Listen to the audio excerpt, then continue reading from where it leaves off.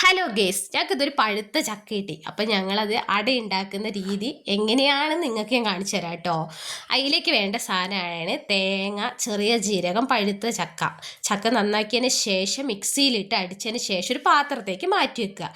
അതിലേക്ക് ഒരു അല്പം ഉപ്പ്, പിന്നെ ഒരല്പം മഞ്ഞൾപ്പൊടി കളറിന് ചേർക്കുന്നതായിട്ട് ഒരു അല്പം മതിയേ. പിന്നെ അതിന് ശേഷം വേണ്ടതാണ് തേങ്ങ ഞങ്ങളിൽ കുറച്ചുണ്ടായിരുന്നുള്ളൂ, കുറച്ചും കൂടി ഇട്ടാൽ അതിനെക്കാട്ടി ടേസ്റ്റ് ഉണ്ടാവും. പിന്നെ ചെറിയ ജീരകം പിന്നെ അതിന് ശേഷം ഇട്ടതാണ് റവേൻ്റെ പകരം അരിപ്പൊടി യൂസ് ചെയ്യുക കേട്ടോ. നല്ലോണം മിക്സ് ചെയ്തതിന് ശേഷം മാറ്റി വെക്കുക. പിന്നെ വേണ്ടത് പ്ലേറ്റിലേക്ക് കുറച്ച് എണ്ണ സ്പ്രെഡ് ചെയ്തിട്ട് എല്ലാ സ്ഥലത്തേക്കും സ്പ്രെഡ് ചെയ്യണം. അതിന് ശേഷം മിക്സ് ചെയ്ത് വെച്ച ചക്ക എല്ലാ സ്ഥലത്തേക്കും പരത്തി വൃത്തിയാക്കി വെക്കുക. ഇപ്പോൾ ഇലയിൽ ഉണ്ടാക്കിയ ഒന്നും കൂടി ടേസ്റ്റ് കേട്ടോ. ഞങ്ങൾ പ്ലേറ്റിൽ ഉണ്ടാക്കിയെന്നുള്ളൂ, ഇലയിലാണ് ഒന്നും കൂടി ടേസ്റ്റ്.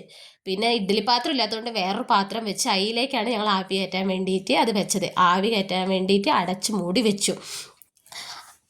ഇടയ്ക്ക് നമ്മൾ തുറന്ന് നോക്കണം കേട്ടോ, വെന്തോന്ന് നോക്കിയതിന് ശേഷം മാത്രം അത് എടുത്ത് കട്ട് ചെയ്യാൻ പാടുള്ളൂ.